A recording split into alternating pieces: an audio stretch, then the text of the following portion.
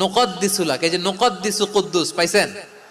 তারা বলেছিল আল্লাহ মানুষ কেন বানাবেন, মারামারি করবে, আমরাই তো ভালো, আমরাই আপনার মহিমা বর্ণনা করি, আমরাই আপনার পবিত্রতা বর্ণনা করি। নুকদ্দিসুলাক তার মানে আল কুদ্দুস।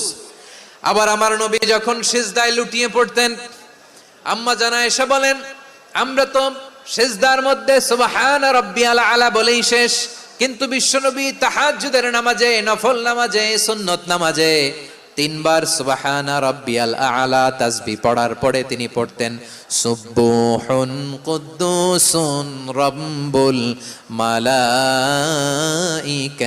ওয়ার রূহ। সুবহ কুদ্দুস রব্বুল মালাইকাতি ওয়ার রূহ। সিজদায় লুটিয়ে পড়ে বিশ্বনবী এই দোয়াটা পড়তেন নফল নামাজে, সুন্নাত নামাজে কিংবা তাহাজ্জুদের নামাজে।